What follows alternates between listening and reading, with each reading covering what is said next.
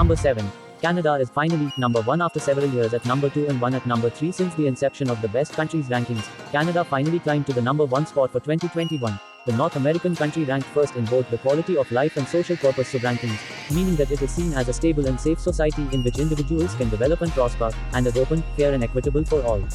It also performs strongly in the following sub-ranking attributes: a good job market, not corrupt and respects property rights. Facts number 6. Age gap on gender rights. Younger people surveyed were less likely to agree with the following statement: women should be entitled to the same rights as men. With a sample of about 1,600, only 85% of respondents aged 18 to 24 agreed, substantially lower than the 91.4% of the more than 17,000 overall global respondents. The percentages increased as the surveyed age ranges increased, going all the way up to 96% for respondents aged 55 and higher. Facts number 5. Age consistency on COVID-19 response. Despite a mostly uneven response to the pandemic across the world, those surveyed were largely satisfied with their country's efforts related to the crisis across ages.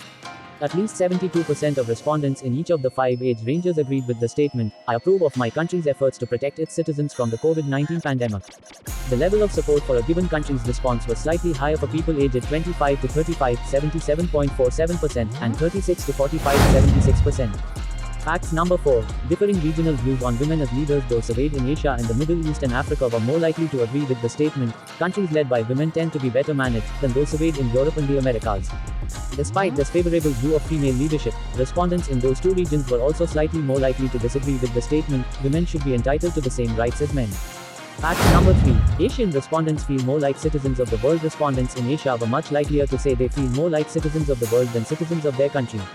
More than 66% of respondents in the region said so, compared to an average of about 55% between the Americas, Europe and the Middle East and Africa. Those surveyed in Asia, however, were also more likely than those in the other 3 regions to say their country is headed in the right direction.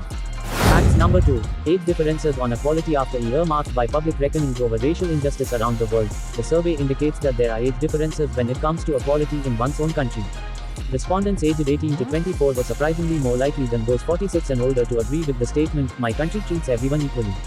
People aged 25 to 35 had the highest percentage of agreement at nearly 61%, while those aged 55 and older had the lowest at about 48%.